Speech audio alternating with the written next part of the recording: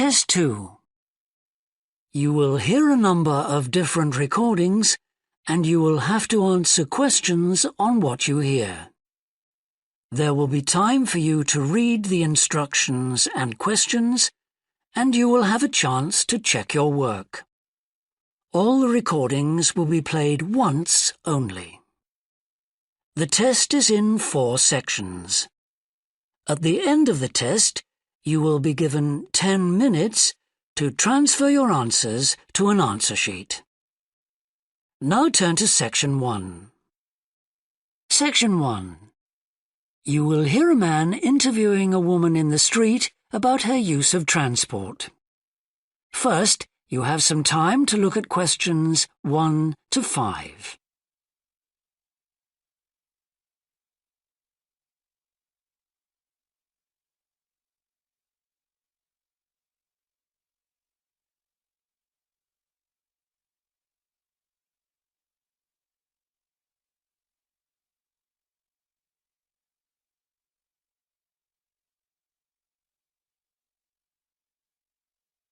You will see that there is an example that has been done for you.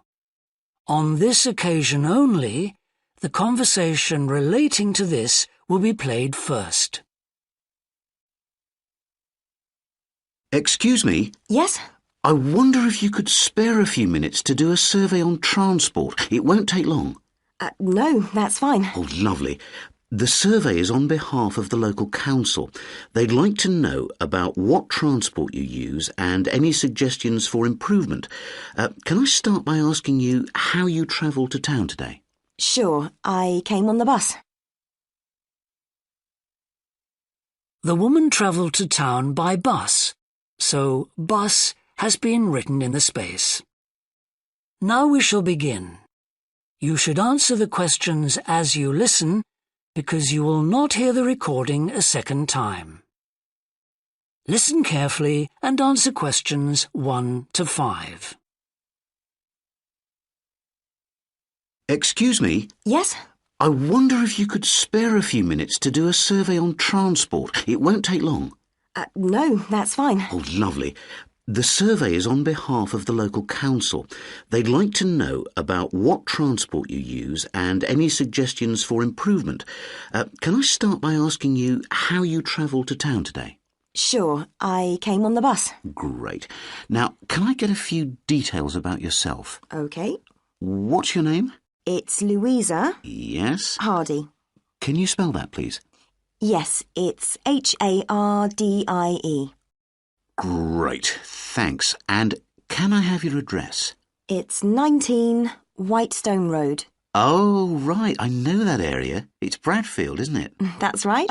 Is the postcode GT7? It's actually GT8 2LC. Great. And could I ask what your job is? Are you a student? I've actually just finished my training. I'm a hairdresser. Oh, right. And one more question in this section. What is the reason for you coming into town today?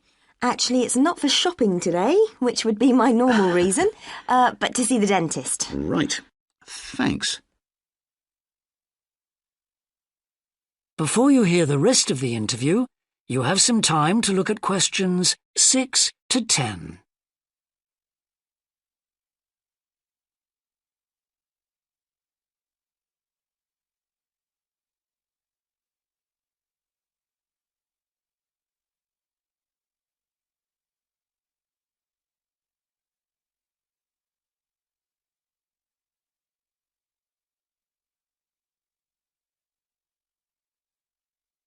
Now listen and answer questions 6 to 10. Now, in this last section, I'd like you to give us some ideas about the facilities and arrangements in the city for getting to and from work. Any suggestions you have for improvements?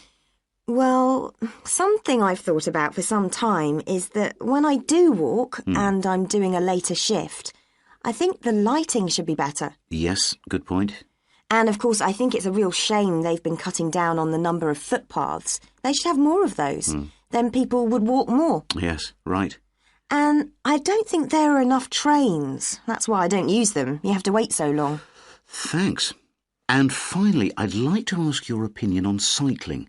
As you may know, there's a drive in the city to get more people to cycle to work. Right. But we realise that there are things which the council, but also employers, might do to help encourage workers to cycle to work. Yep. Well, I have thought about it, and where I work, there are no safe places to leave your bikes. OK. And also, I'd have to cycle uphill, and on a hot day, I'd arrive at work pretty sweaty, so I think I'd need a shower somewhere at work. Right. And I suppose the last thing is that I wouldn't be all that confident about cycling on such busy roads. I think I'd like to see you offering training for that. You know, I'd feel a lot better about starting if that was the case. Well, that's very helpful. Thank you very much for your time. No problem. Bye. That is the end of section 1. You now have half a minute to check your answers.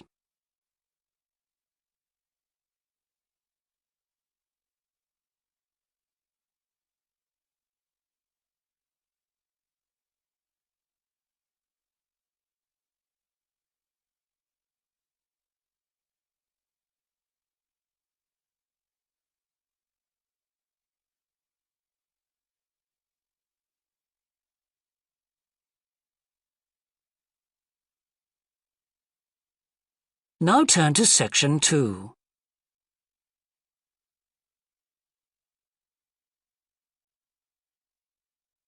Section 2. You will hear a representative of a city council giving information about 2 new facilities which are opening soon in the city. First, you have some time to look at questions 11 to 14.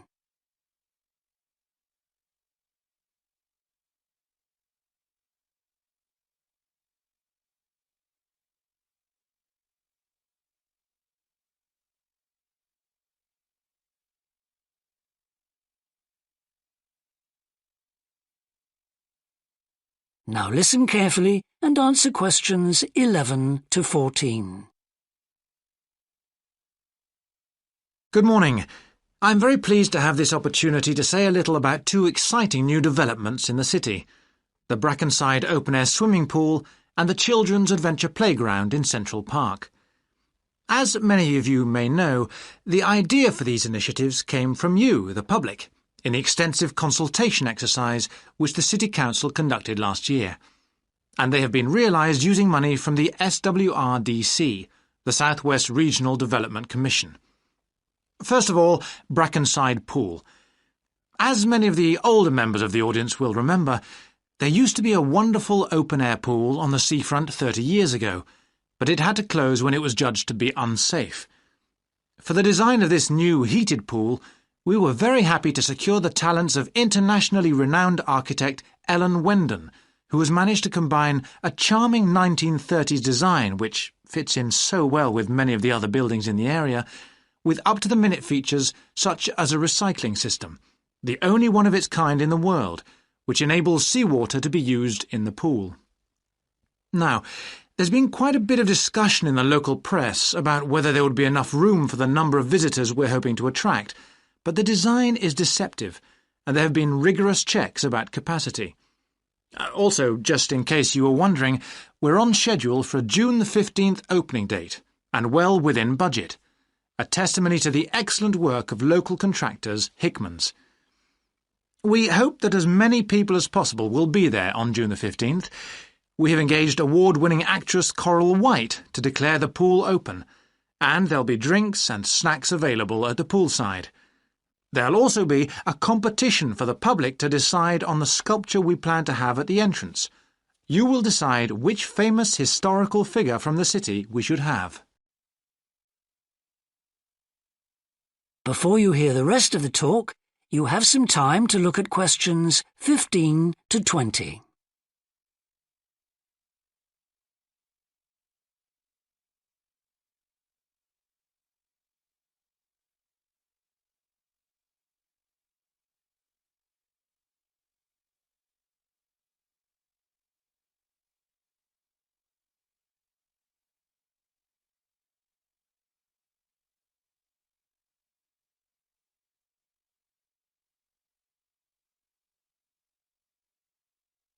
Now listen and answer questions 15 to 20. And now, moving on to the Central Park Playground, which we're pleased to announce has just won the Douglas Award for Safety. The news came through only last week. The unique design is based on the concept of the global village, with the playground being divided into 6 areas showing different parts of the world, each with a representative feature. For example, there is a section on Asia, and this is represented by rides and equipment in the shape of snakes, orangutans, tigers and so on, fauna native to the forests of the region. Moving south to the Antarctic, we couldn't run to an ice rink, I'm afraid, but opted instead for climbing blocks in the shape of mountains. I thought they could have had slides for the glaciers, but the designers did want to avoid being too literal. Then on to South America, and here the theme is El Dorado, games replicating the search for mines full of precious stones. And then, moving up to North America, here there was considerable debate. I know the contribution of cinema and jazz was considered, but the designers finally opted for rockets and the International Space Station. Eastwards to Europe then, and perhaps the most traditional choice of all the areas, medieval castles and other fortifications. Then last but not least, moving south to Africa, and a whole set of wonderful mosaics and trails to represent the great rivers of this fascinating and varied continent. Now, the opening date for our global playground is the 10th of July, and again, we'd love to see you there. So, make a date and come and see this magnificent, original new amenity right in the heart of the city. That is the end of section 2. You now have half a minute to check your answers.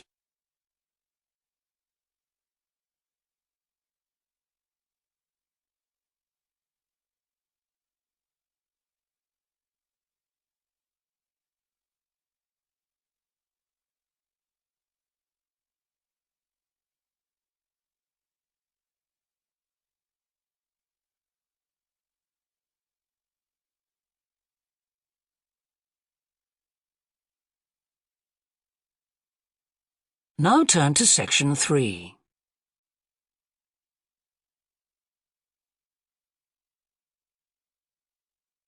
Section 3. You will hear 2 anthropology students called Victor and Olivia discussing their joint presentation about a Norwegian explorer called Thor Heyerdahl. First, you have some time to look at questions 21 to 24.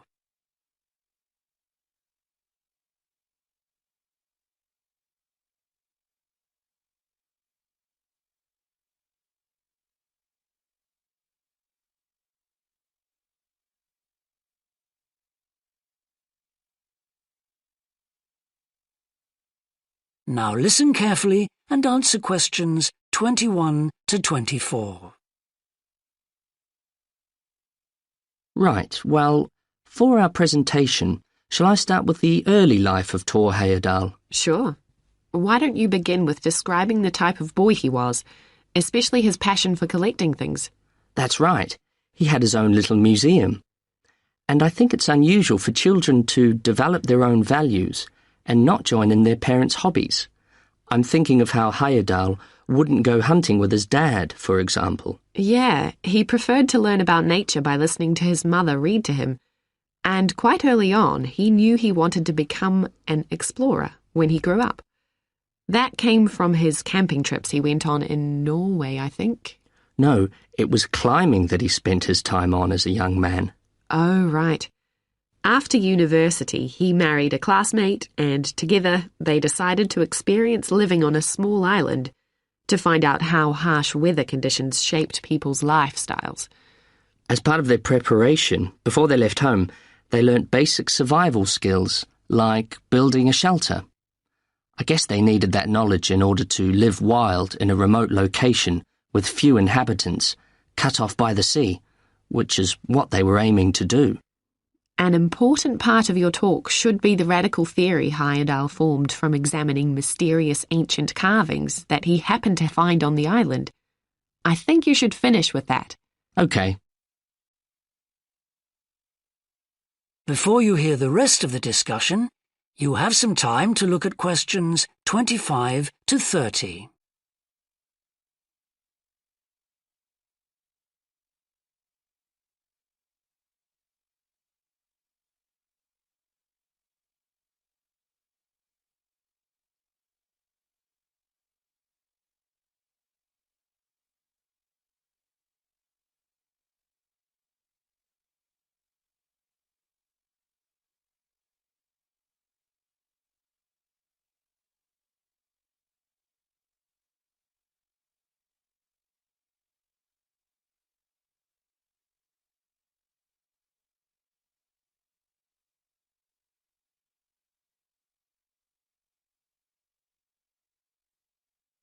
Now listen and answer questions 25 to 30. All right, Victor, so after your part, I'll talk about Tor Heyerdahl's adult life, continuing from the theory he had about Polynesian migration. Up until that time, of course, academics had believed that humans first migrated to the islands in Polynesia from Asia in the west. Yes, they thought that travel from the east was impossible because of the huge empty stretch of ocean that lies between the islands and the nearest inhabited land. Yes, but Heyerdahl spent ages studying the cloud movements, ocean currents, and wind patterns to find if it was actually possible. And another argument was that there was no tradition of large shipbuilding in the communities lying to the east of Polynesia. But Heyerdahl knew they made lots of coastal voyages in locally built canoes. Yes, or sailing on rafts, as was shown by the long voyage that Heyerdahl did next. It was an incredibly risky journey to undertake. Sometimes I wonder if he did that trip for private reasons, you know, to show others that he could have spectacular adventures. What do you think, Olivia? Well, I think it was more a matter of simply trying out his idea, to see if migration from the east was possible. Yes, that's probably it. And the poor guy suffered a bit at that time because the war forced him to stop his work for some years. Yes. When he got started again and planned his epic voyage, do you think it was important to him that he achieve it before anyone else did? I haven't read anywhere that that was his motivation. The most important factor seems to have been that he used only ancient techniques and local materials to build his raft. Yes.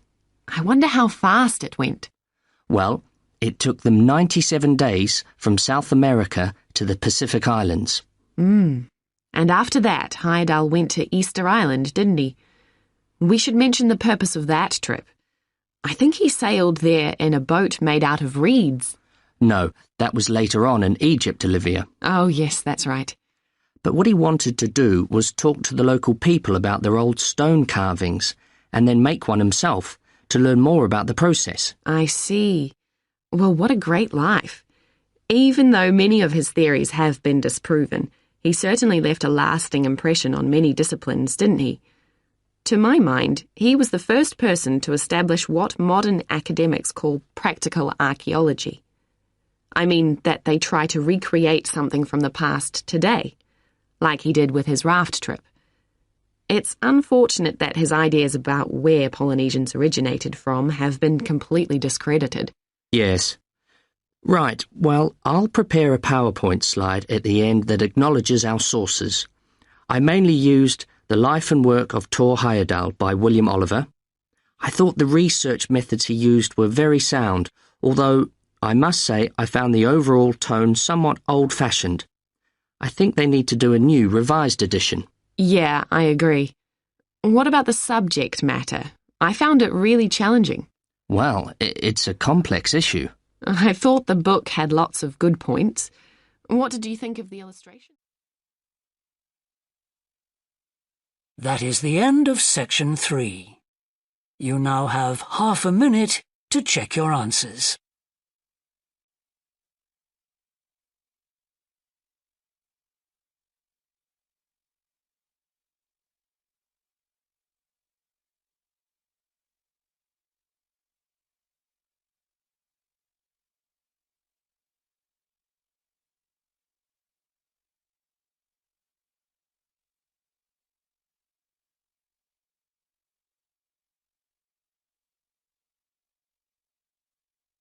Now turn to Section 4.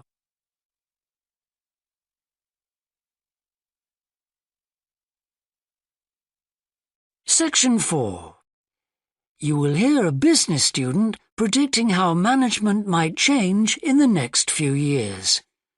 First, you have some time to look at questions 31 to 40.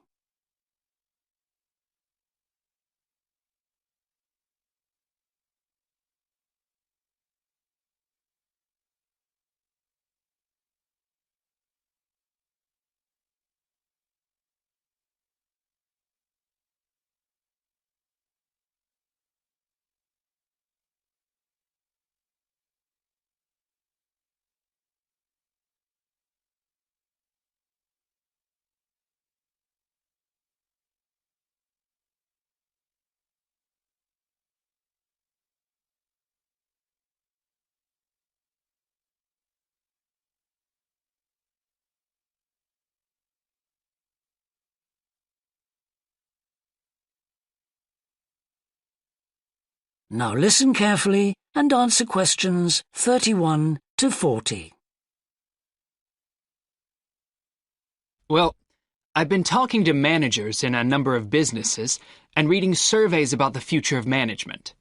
And what I'm going to present in this seminar is a few ideas about how the activity is likely to change in the next 10 years. It isn't a scientific statistical analysis, just some ideas for us to discuss. One area I want to mention is business markets, and I'm sure a really significant development will be a major increase in competition, with companies from all around the world trying to sell similar products. Consumers will have much more choice. For instance, food products sold in Australia might be manufactured in the USA, China, Finland, and dozens of other countries. At the same time, mergers and takeovers mean that governments are actually losing power to major global corporations. We can probably all think of companies that exert a great deal of influence, which may be good for consumers. A third point I want to make about markets is that in the rapidly expanding economies, such as India, China, Brazil, and Russia, demand is growing very fast. This is putting pressure on resources all over the world. I think businesses are becoming more open to external influences. In particular, companies are consulting customers more and more before making their business decisions. Companies are finding out what they want and providing it, instead of making products and then trying to sell them, which is the model of years ago. Another influence is that concerns about the environment will force manufacturers to extend product life cycles to reduce the amount of pollution and waste. And, in some cases, regulation will need to be strengthened. Many societies are much more fluid and democratic, and the structure of companies is changing to reflect that.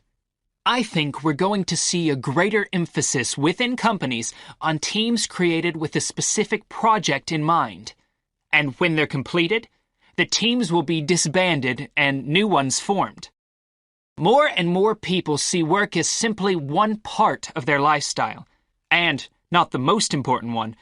And as the workforce is shrinking in some countries, businesses are having to compete for staff instead of being able to choose among a lot of applicants.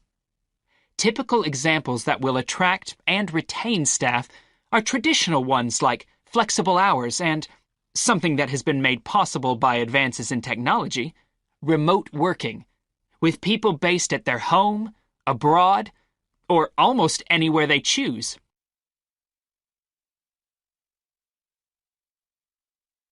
Management styles will almost certainly continue to change. Senior managers will require a lot more than the efficiency that they've always needed. Above all, they'll need great skills in leadership so that their organization can initiate and respond to change in a fast-moving world where they face lots of competing requirements and potential conflicts. In most of the world, the senior managers of large businesses are mainly men in their 50s and 60s, The predominant style of management will almost certainly become more consultative and collaborative, caused, above all, by more women moving into senior management positions.